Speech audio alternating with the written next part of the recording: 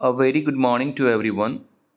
आज हम लोग जिस एडिटोरियल के बारे में चर्चा करने वाले हैं, शायद ही कोई व्यक्ति इसके बारे में नहीं जानता हो।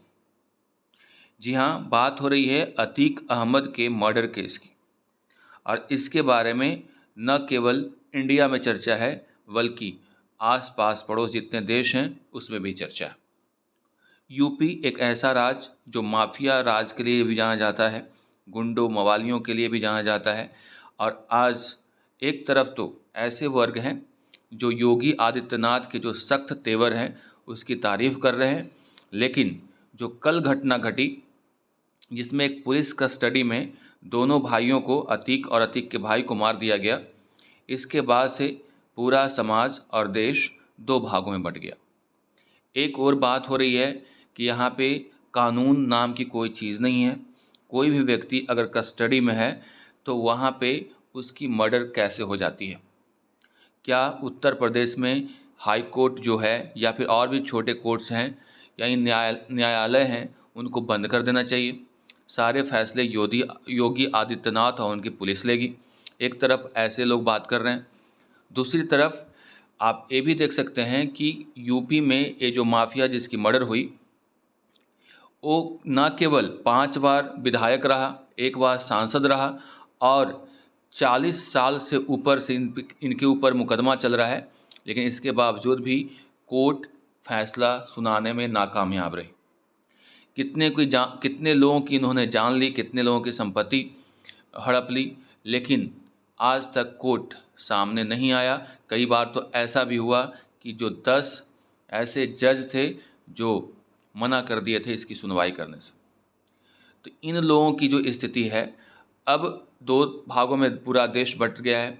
अब यहाँ पे एक पक्ष में है तो विपक्ष में है, एक कहा कि सही हुआ, एक कहा कि गलत हुआ।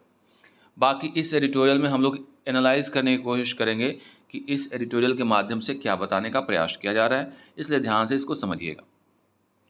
Murder of law and order, इसमें कहा गया कि जो भी कानून है यानी नियम और कानून है उसकी क्या हो गई है?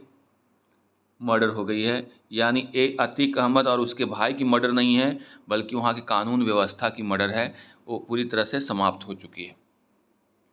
और जहाँ पे कानून व्यवस्था नाम की चीज़ नहीं होती है, उसके लिए एक वर्ड है अनार्की। अ मतलब न, आर्की मतलब शासन। जहाँ पे शासन व्यवस्था न हो, अनार्की कहलाता है। तो यहाँ पे कहा जा रहा है कि लॉ एंड ऑर्डर यानी कानून व्यवस्था की क्या हो गई है? मर्डर हो गई है। इस एडिटोरियल में बात होगी on the Atiq Ahmed case in Uttar Pradesh. Uttar Pradesh में जो अतीक अहमद का केस है उसके बारे में कहा जा रहा है कि there must be an independent inquiry into the Atiq Ahmed case. कह रहा है कि यहाँ पे अतीक अहमद के केस में एक इंडिपेंडेंट यानी स्वतंत्र जांच होनी चाहिए, किसी के इन्फ्लुएंस में आकर के नहीं होना चाहिए। In life and in death, चाहे ज़िंदगी में हो या फिर मौत में। फॉर्मर लॉ मेकर का मतलब यहाँ पे विधायक कह सकते हैं। जो फॉर्मर विधायक है, क्या नाम है? Atiq Ahmed, typified the collapse of the rule of law in Uttar Pradesh. कह रहा है कि जो भूतपूर्व विधायक अतीक अहमद था, वो एक तरह का एक सिंबल हो गया। सिंबल का मतलब प्रतीक हो गया इस बात का कि उत्तर प्रदेश में लॉ एंड ऑर्डर कोलैप्स कर गया है, यानी पतन कर गया है। यानी अगर हम लोग बात करें हालिया घटनाओं की, तो इससे ये पता चलता है कि खासकर अतीक अहमद के केस में एक प्रकार का ये प्रतीक है कि उत्तर प्रदेश में लॉ एंड ऑर्डर है वो कोलैप्स कर गया है, यानी पूरी तरह से पतन की ओर जा रहा है। The visuals of both him and his brother Khalid Azim being shot dead in cold blood on Saturday while they were handcuffed and in police custody। और जो विजुअल हम लोगों ने देखा, जो वो खुद और उसका भाई खालिद आजिम को मार दिया गया, वो भी बेरहमी से मार दिया गया। कोल्ड ब्लड का मतलब होता है बिटरली, यानी बेरहमी से मार दिया गया। कब? सैटरडे की बात है, जब वे लोग पूरी तरह से हैंडकफ्ड थे। हैंडकफ्ड का मतलब हथकड़ी पहने हुए थे और पुलिस के कस्टडी में थे, उस समय उन्हें मार दिया गया।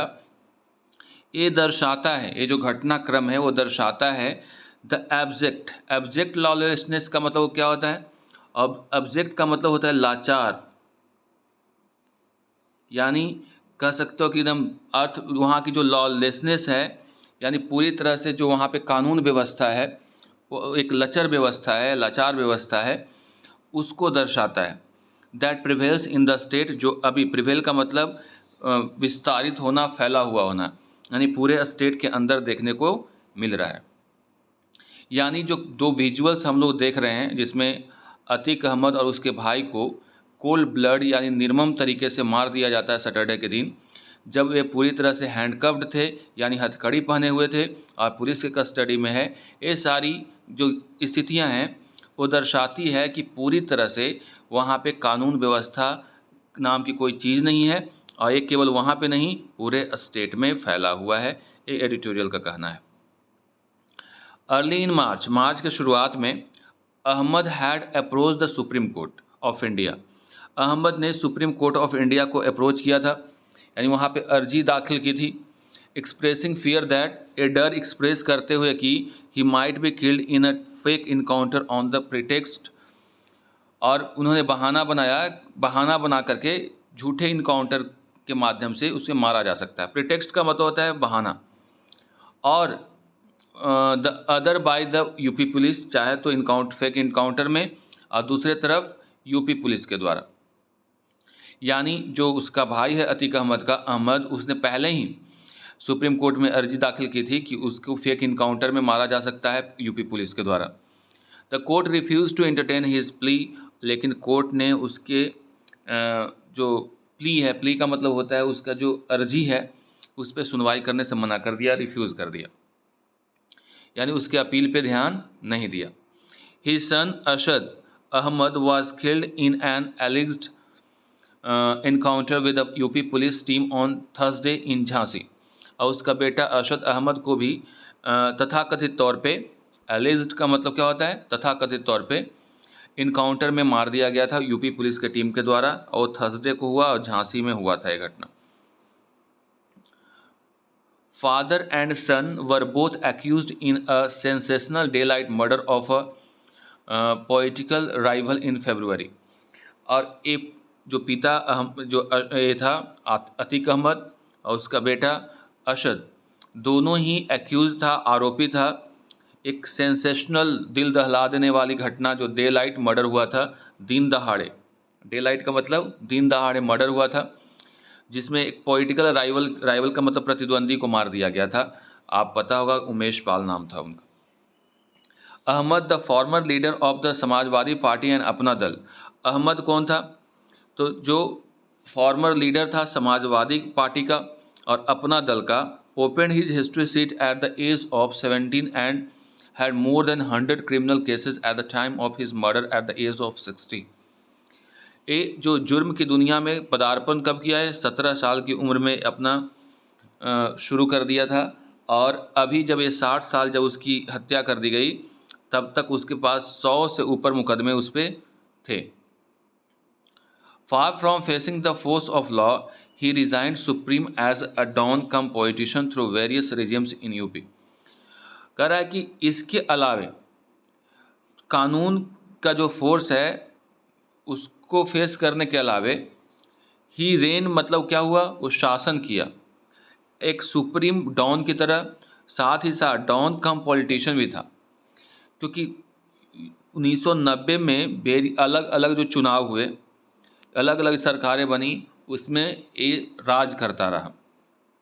Even when he went to jail his empire of crime did not collapse. यहाँ तक कि वो जेल में भी चला गया, फिर भी उसका एम्पायर मतलब साम्राज्य, क्राइम का जो साम्राज्य है वो पूरी तरह से पतन उसका नहीं हुआ था।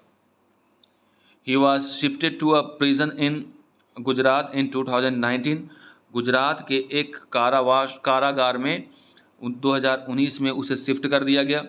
And on his return to UP, और उसके जो यूपी में रिटर्न के बाद was facing fresh charges of murder, और उसके ऊपर नया चार्ज लगा मर्डर का, which ended with his own killing in the most chilling manner. और ये जो मर्डर हुआ इस बार वो उसकी जो समाप्ति हुई, अंत हुआ, उसके खुद के मर्डर के साथ हुआ, और वो भी चिलिंग मैनर में, कोई ज़्यादा कुछ खास अफरा तफरी नहीं मची, आसान से उसे मार दिया गया। According to the UP police के अनुसार 183 alleged criminals have been gun down in encounters in the last 6 year. पिछले 6 सालों में यूपी में करीब 183 तथाकथित क्रिमिनल्स को मार गिराया गया इनकाउंटर में। इतने इनकाउंटर हुए हैं।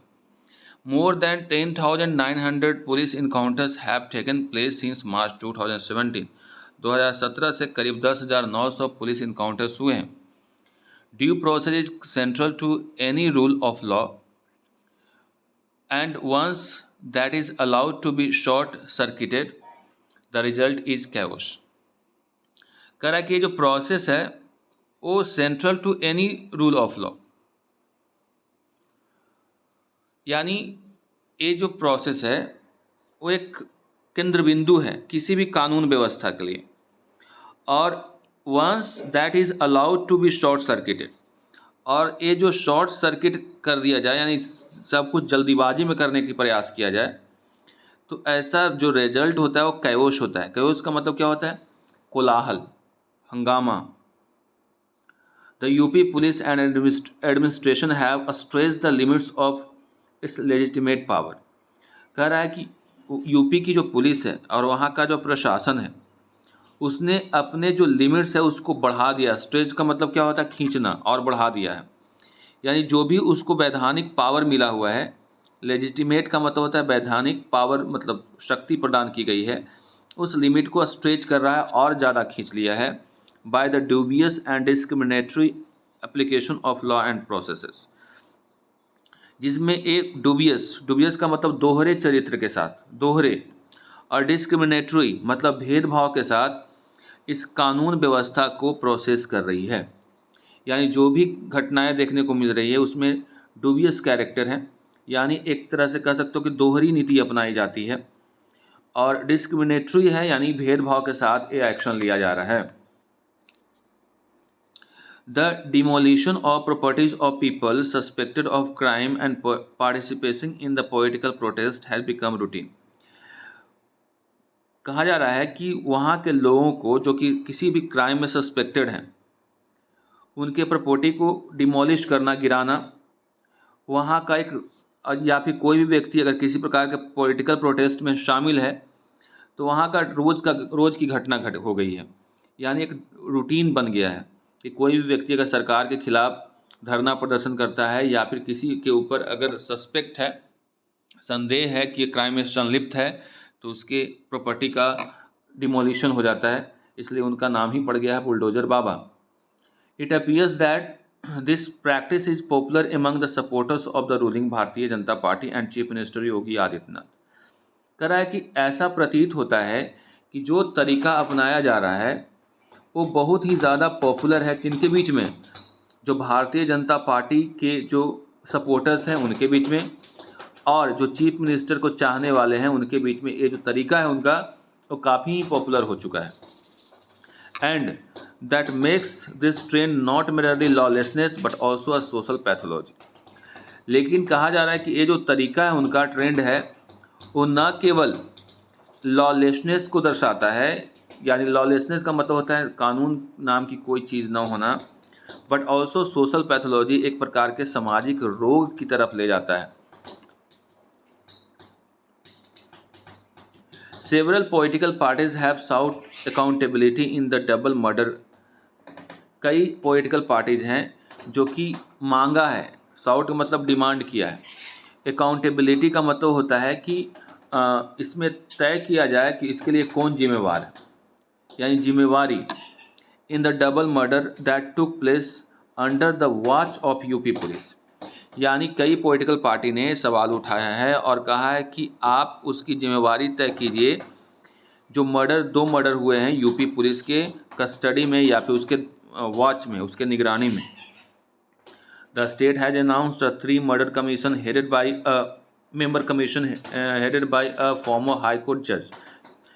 यूपी की जो सरकार है उसने अनाउंस कर दिया है, घोषणा कर दी है कि 3 मेंबर की एक कमीशन बनाई जाएगी, जिसको फॉर्मर हाई कोर्ट के जो जजेज हैं उसको लीड करेंगे, to inquire into the lapses, कहाँ पे कमी रह गई उसको इंक्वायर करने के लिए।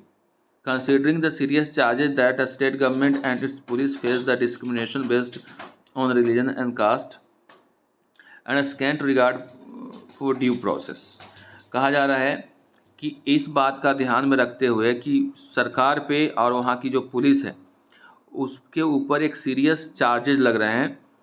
और चार्ज किस चीज़ का, कि यहाँ पे डिस्क्रिमिनेशन की बात की जा रही है रिलीजन के नाम पे और कास्ट के नाम पे। और कहा जा रहा है कि इस सरकार को ना के बराबर, स्कैंट का मतलब ना, मतलब कम, ना के बराबर रिगार्ड है ड्यू प्रोसेस के प्रति। ड्यू प्रोसेस का मतलब जो होता है न्यायपालिका के प्रति, एक प्रोसेस के तहत जो काम होती है उसके प्रति। An inquiry of demonstrably independent nature is required. और ये जो इंक्वायरी है वो एक इंडिपेंडेंट नेचर की हो, जो कि डेमोस्ट्रेट करे यानी प्रदर्शित करे, दिखाए, यानी कि इसमें किसी प्रकार का कोई झोल। तो आज के ट्यूटोरियल में अतीक अहमद के बारे में आप लोगों ने पढ़ा। मिलते हैं अगले ट्यूटोरियल में। कई वर्ड्स थे जिसको आप नोट कर लीजिएगा। That's all for today, see you in the next video.